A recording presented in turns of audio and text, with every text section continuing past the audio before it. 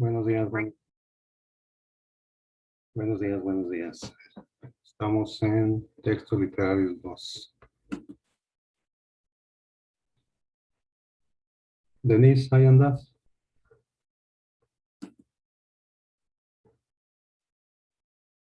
Sí, profe. ¿Qué tenemos pendiente? A ver si es cierto que te acuerdas.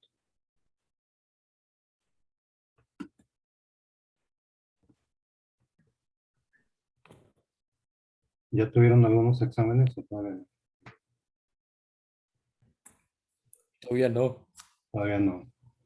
Algo pendiente que tengamos.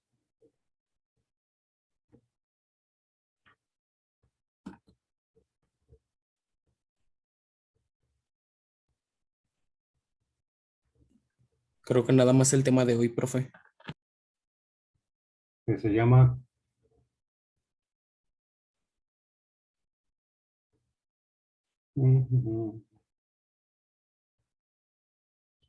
Estamos ahí ingresando gentes, ¿eh? Ahorita empezamos.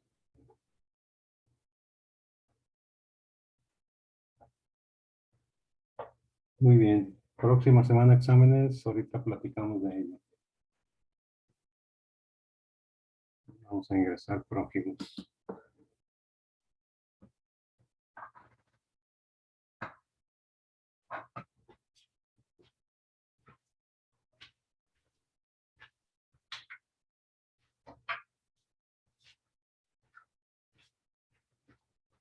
¿Quién más está? Marijos, Jessy. Para platicarles. Bueno, estuvimos en las clases pasadas finalizando lo que era eh, la literatura neoclásica con fábulas, literatura didáctica que decíamos que tiene que ver con la enseñanza, o sea, una didáctica relacionada con la enseñanza. Entonces, termina ese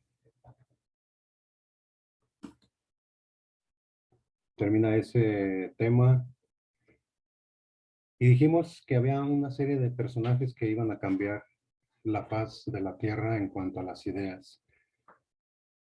Esa serie de personajes se llaman ilustrados, es decir, la época de la Ilustración, que va a terminar con el neoclasicismo, con las estructuras sociales, políticas de aquellos días, y que va a generar la Revolución Francesa.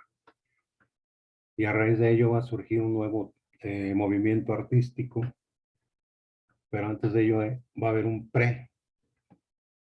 Dentro de los autores que ilustraron a través de la razón la sociedad de aquellos días fueron, por ejemplo, John Locke, fue un inglés que influyó mucho a los autores franceses. Estaba Luis de Montesquieu, que también contribuyó, y uno de los principales fue Voltaire. Voltaire va a Inglaterra y absorbe las enseñanzas de Locke y las traslada a la Francia. En Suiza aparece Juan Jacobo Rousseau, otro personaje importante de aquellos días, y otro más importante que influyó en la literatura neoclásica fue Renato o René Descartes, con su corriente filosófica llamada justamente así, el racionalismo. Y hay más, David Hume, que también contribuye, y esto da lugar a un prólogo, a una introducción que se va a llamar prerromanticismo, que va a abrir las puertas al movimiento ya formal llamado romanticismo. Entonces ahorita, como aquí se trata de participar, estamos ingresando prójimos. Es que este grupo está medio grandecillo. ¿Tienen cuaderno, pluma a la mano? Sí, no. Sí, Sí. profe. Eso. Pongan de título, por favor, el prerromanticismo.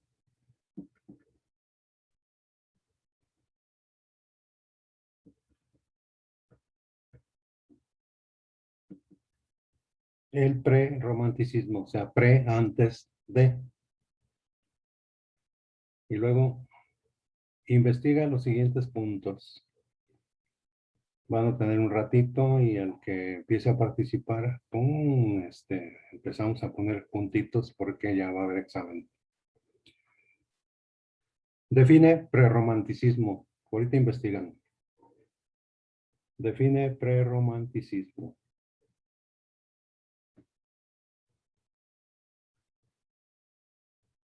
Número 2. Características del prerromanticismo.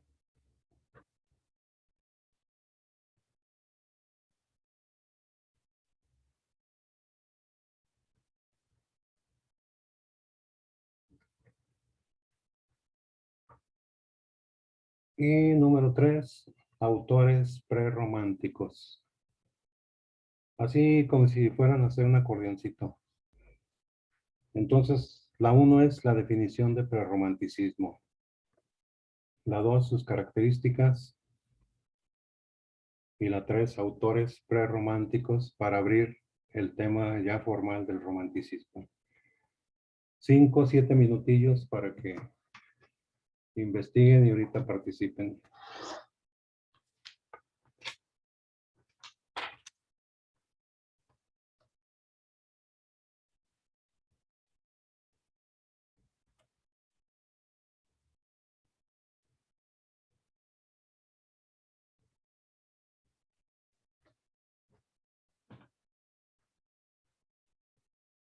Sí, Profe, ya tengo la primera.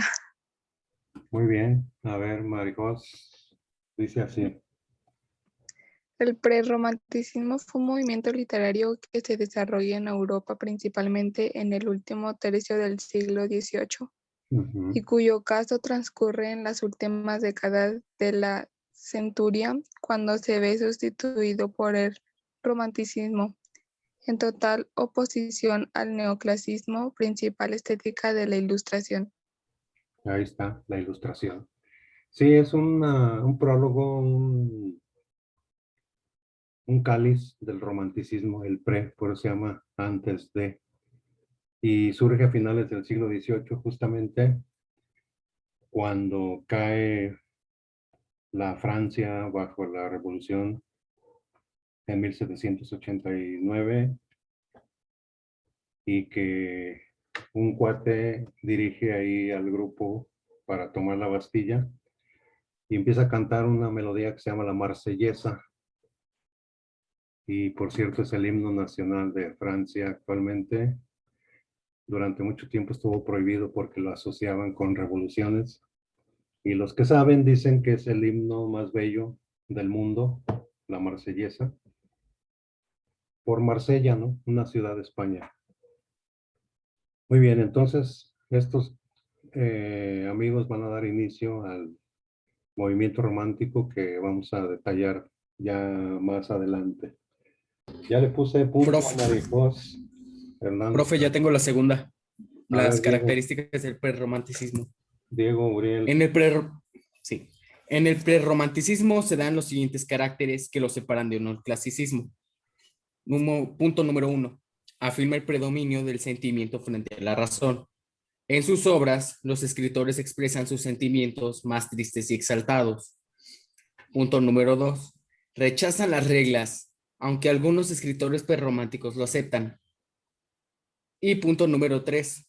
Frente a la naturaleza arreglada y tranquila típica de los escritores neoclasistas, los prerrománticos y más tarde los románticos prefieren lugares esotéricos y misteriosos, como cementerios, escenas nocturnas, tormentas, apariciones de fantasmas, etc. Sí, de esa época, gracias. ¿Alguien ha leído libros o visto la película de Frankenstein? ¿O tiene alguna idea de qué trata? Primero fue una novela y luego le hicieron como 100,000 películas. Frankenstein. ¿Nadie ha escuchado algo de eso? una serie de escritores e intelectuales se juntan en una noche justamente de tormenta, lluvia, y por ahí hacen tipo apuesta, comentarios, y de ahí surge la novela de Frankenstein, que está hecha con desechos humanos, con partes humanas. Y en aquellos días, Europa se maravilló muchísimo con un nuevo descubrimiento que hizo el hombre, los científicos, llamado la electricidad. Esto maravilló al mundo europeo y lo tomaron este invento, esta creación, descubrimiento, Mary Shelley en la novela de Frankenstein, donde a través de la electricidad y experimentos, ese gigante Frankenstein cobra vida y hace alusión a lo que acabas de decir, lugares esotéricos, o sea, lúgubres, la noche, la oscuridad, las tormentas, todo eso. Pero antes dijiste que impera el sentimiento sobre la razón. Sí, es que la literatura neoclásica fue muy fría, sujeta a reglas. El que no escribía conforme a las reglas establecidas desde Aristóteles era considerado un mal escritor. Entonces los jóvenes, que como siempre llevan la vanguardia, dijeron, no, ya estuvo. Ahora vamos a escribir como queramos. Acuérdense que René Descartes influye mucho en toda Europa con su tesis filosófica llamada así el racionalismo. Todo debería estar sujeto a la razón. Todo conocimiento debería pasar primero por el método científico. Y los prerrománticos dicen, no, ¿cómo? Si la literatura es emociones, sentimientos, mundos subjetivos, tristeza, melancolía, todo eso. Entonces vamos a hacer una literatura que se oponga a la fría razón que impera en los neoclásicos. Fuera neoclásicos, vamos a escribir como queramos o como nos dicte nuestro yo. Por eso también dijiste que rechazan las reglas. Es que había reglas. En el siglo XVIII imperó el teatro y había reglas para escribir una obra de teatro. Y el que no seguía esas reglas, decíamos, era un mal escritor, así de fácil. Muy bien, ya le puse puntito a Ramírez López.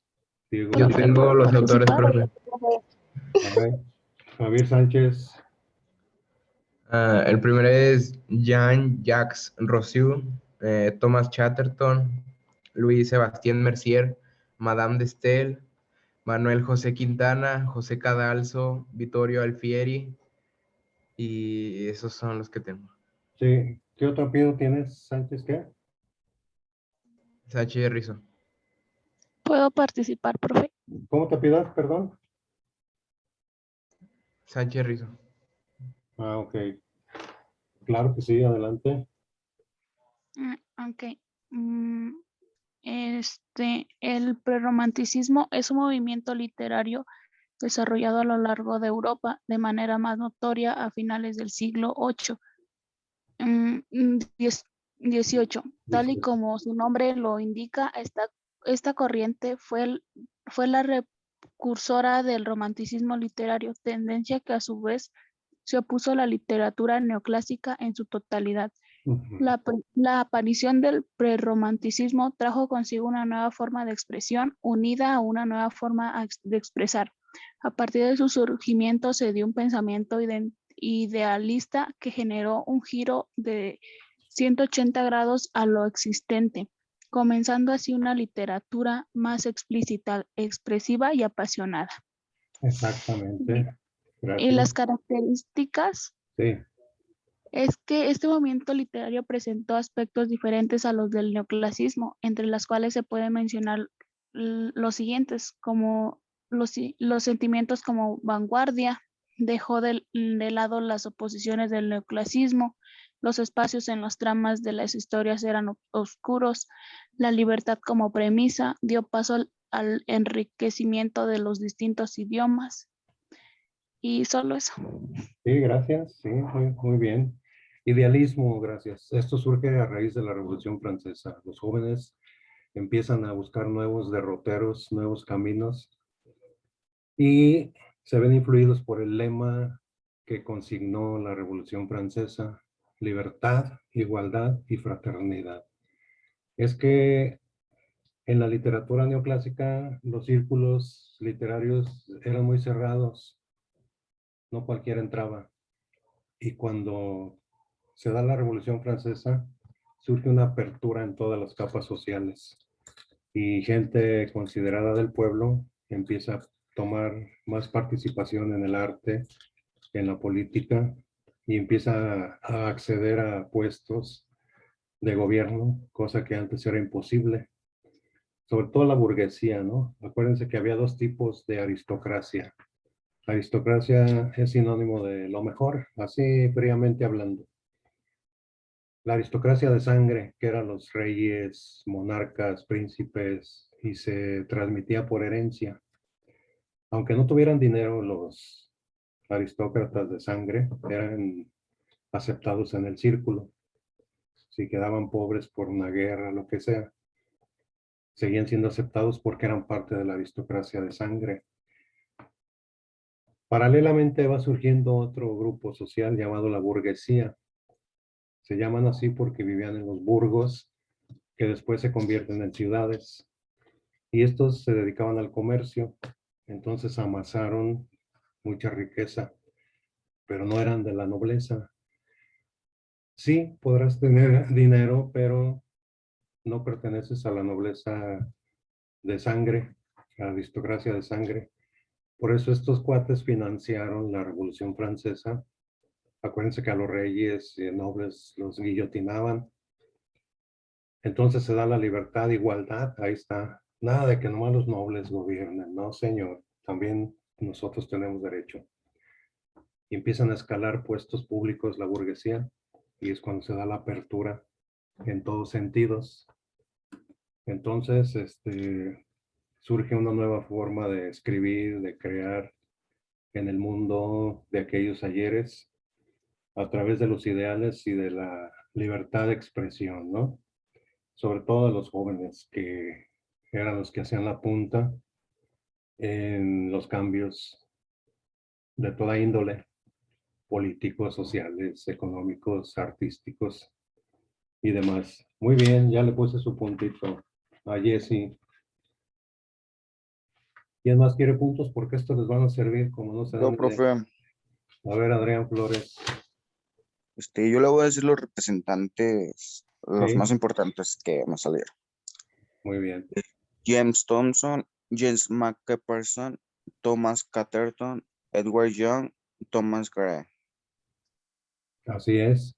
Hubo, Y- como todo, ¿no? Hay gente que antecede a los autores ya, digamos, reconocidos. Son los que abren la brecha en todo, en el deporte, en el arte, en la política. Por ejemplo, aquí en la cuestión política, ¿no? Tuvimos un partido que dominó 70 años en el poder. ¿Cuál era ese partido? ¿Alguien se acuerda o sabe? El PRI. El PRI duró 70 años. Se llamaba dictadura de partido a ese tipo de política. Entonces llegan otros jóvenes de atrás impulsando, impulsando, hasta que lo logran y derrotan al PRI.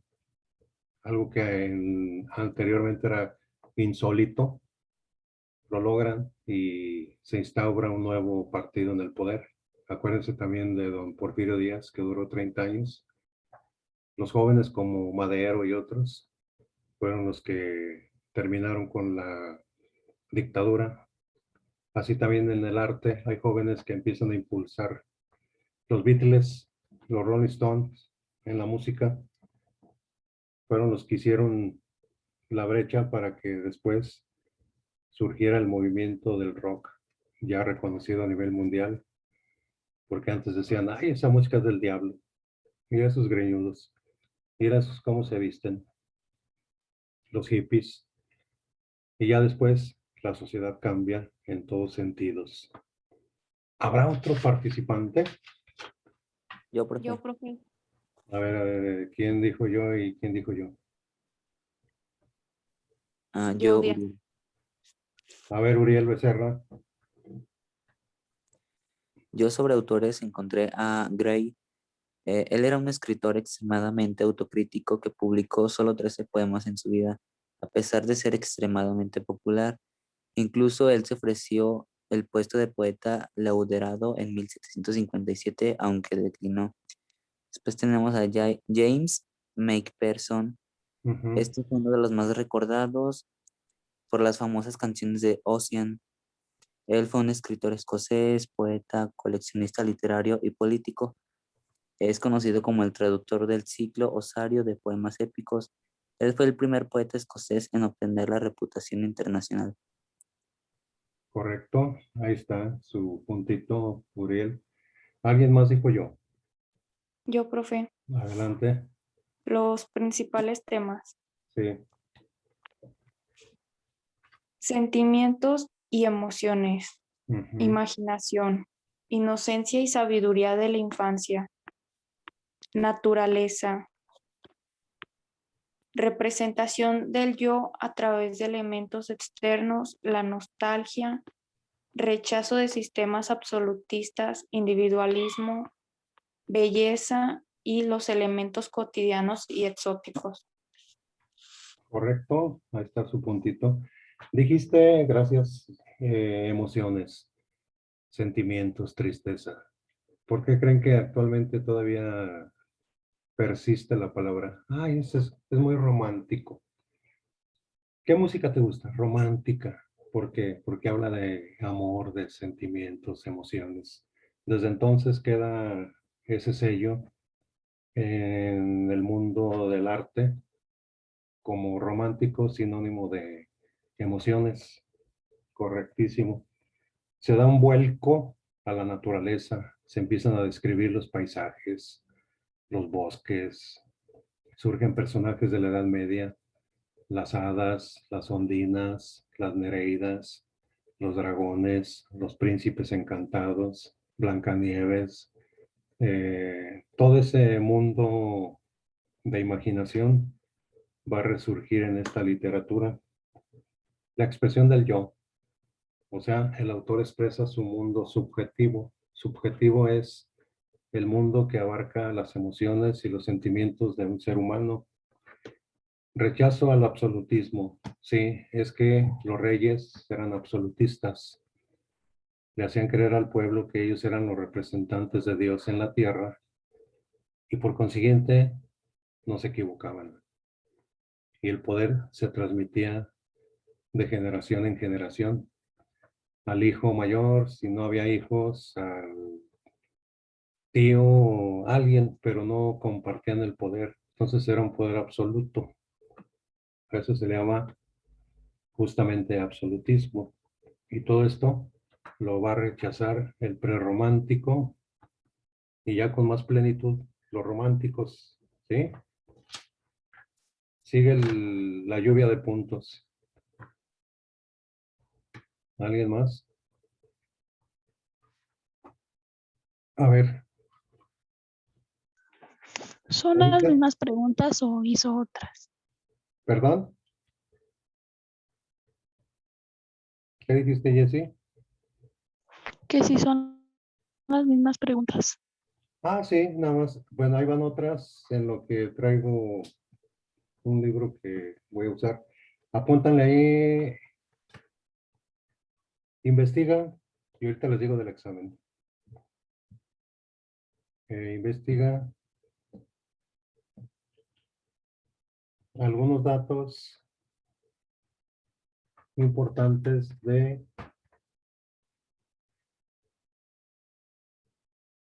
Goethe. Se escribe Goethe, Goethe. Investiga algunos datos importantes de Goethe, y unos 5 o 6 renglones de qué trata su obra titulada Fausto. Datos de Goethe o Goethe y brevemente de qué trata Fausto. Me tardo un minutito.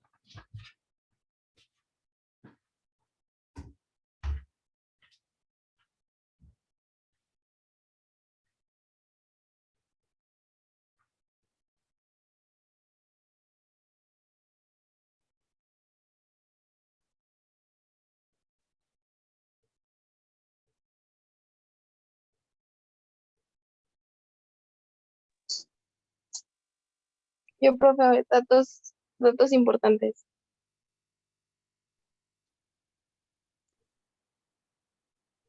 Ah, no está.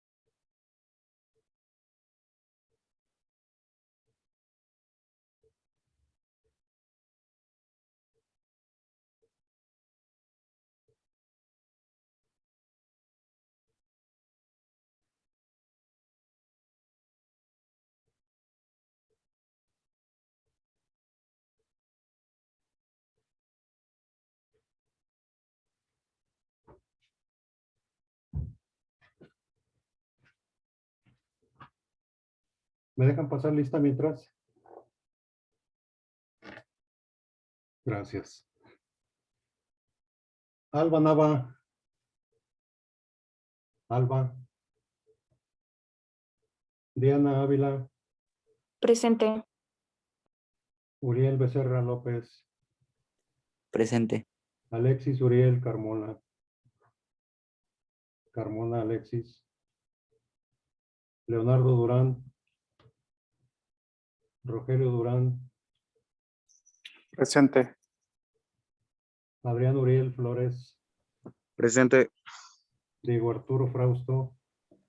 Presente, profe. Muy bien. Ángel Fabián Fuentes.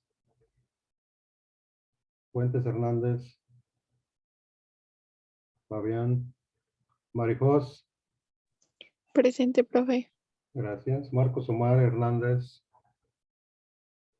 Marcos. Adolfo. Moreno Vidal.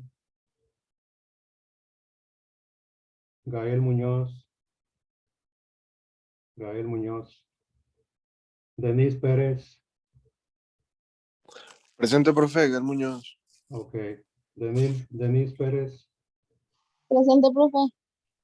Valentina Quiroz. Presente. Diego Uriel Ramírez. Presente. Jesse Reyes. Presente. Omar Yair Rodríguez. Sánchez Rizo. Presente. ¿Faltó alguien nombrar? Sí, Bueno, profe, ¿mandé? a mí me faltó que me nombrara. Presente, pero perdón, es que... Ok, Marcos Hernández.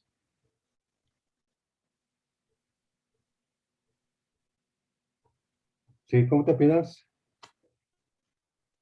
Sandoval. Sandoval, Cortés. sí. Muy bien.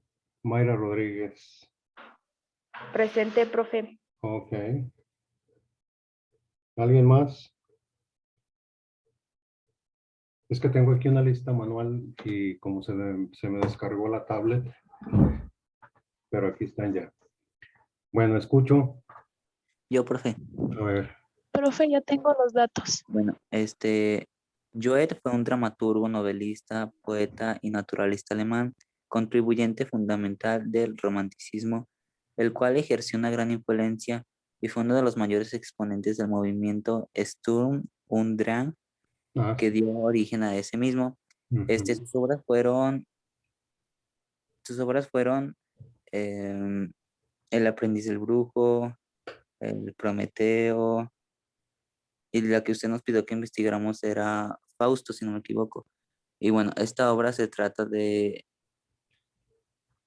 un hombre solitario desesperado que vende su alma al diablo, consiguiendo así una vida épica, con vastos conocimientos, placeres y longevidad, que el Dios había creado como el más bello y poderoso de sus ángeles, enviando a las profundidades y el fuego eterno por un desafío. Mefistófeles continúa aportando los dones otorgados al crearlo. Por lo tanto, es capaz de hacer o crear cualquier cosa en el camino y descubre frente a sus ojos qué es lo que lleva a la plenitud y la verdad. Fausto no tarda mucho en caer en sus mentiras. Y es, ya había sugar daddies, ¿eh? Fausto era un sugar daddy, un hombre ya grande que se enamora de una jovencita y hace un pacto con Mefistófeles, el diablo, pero después se da cuenta que no es legal el asunto y luego lo platicamos después. ¿Alguien más dijo yo? Yo. A ver, Jessy. Se llama Johann Goethe y Ajá. nació un 28 de agosto de 1749 en Weimar. Ujú. Fue un poeta, novelista, dramaturgo y científico alemán y fue una figura principal del romanticismo. Sí es. Muy bien, Su- gracias. Sus obras abarcan géneros como la novela, la poesía lírica, el drama e incluso controvertidos tratados científicos y dejó una profunda huella en escritores, compositores, pensamientos y artistas. Ok, muy bien. Y, El drama es el mundo del teatro. sí, Goethe y tenía... también estudió Derecho. Bueno, por último, Sí, adelante. también estudió Derecho. Así es. Es que este cuate tenía casi el doble de coeficiente intelectual que cualquier ser humano normalito. Nosotros tenemos un promedio de 90, de 80, 90, 100. Y este cuate tenía más arriba de 150, como 170 de coeficiente, o sea, de inteligencia. Tipo Galileo, Leonardo da Vinci, Miguel Ángel Buonarroti, toda esa gente, Albert Einstein. A ver, apúntenle ahí para que no se nos olvide antes de que Zoom nos diga adiós. Examen próximo miércoles, para que no digan que no avisé. Me tomo está el video. Investigar el tema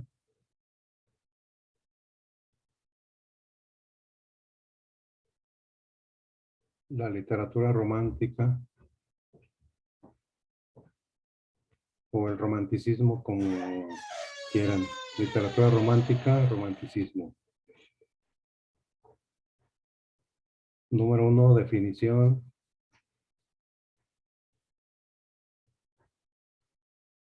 Características.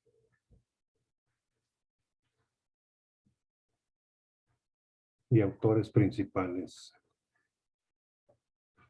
Definición. Características y autores principales. O sea, que fue el movimiento romántico, fue sus características son bla, bla, bla, bla, bla. Algunos autores importantes son fulano, sutano, perengano. Y si pueden poner el título de una obra de alguno de ellos, nada más mencionarla. Número que sigue, enviar la investigación a la plataforma, ya les pondremos ahí. Enviarlo a la plataforma. Y el último es que así como lo estamos haciendo ahorita, van a tener a la mano su investigación ya lista. Lo que envíen lo tienen allá a la mano en la próxima sesión. Y luego si Dios llegando. A ver, ¿quién quiere participar? Yo. Yo, profe. A ver, Mayra, nada más déjame acabar esto y luego entras en acción. Ahí voy, profe. Aquí. Nació en 1749, fue un poeta, novelista, dramaturgo y científico alemán, referente fundamental del romanticismo, movimiento al que influenció profundamente, y sus obras acostumbraba a escribir sobre la vida y la muerte, reflejando en sus escritos sus emociones. Se enfocó principalmente en su estilo clásico. Muy bien, clásico ya todavía trae reminiscencias o influencias de los neoclásicos. A ver, ¿quién rápidamente nos dice en qué va a consistir el examen para ver si es cierto que quedó registrado? Un voluntario. Vamos a escribir la definición, características y principales autores de la literatura romántica. La vamos a enviar a la plataforma y como le estamos haciendo ahorita, vamos a compartir los datos que tengamos. Así es, los van a tener a la mano para que luego, el que participe, luego le ponemos puntitos. O sea, lo que envíen, lo tienen ahí en físico y lo leemos y lo comentamos. ¿No hay dudas? ¿Preguntas? Sí, no. No, profe. No, No, profe. profe. Todo bien, Dayana en inglés. Diego Uriel, todo Sí, bien, profe. Jessy, Mayra. ¿Quién Todo más? bien, profe. Díganme quién es de San Pancho o de Puri. O todos son de León, Sí, profe, de aquí somos. Todos. de León lluvioso,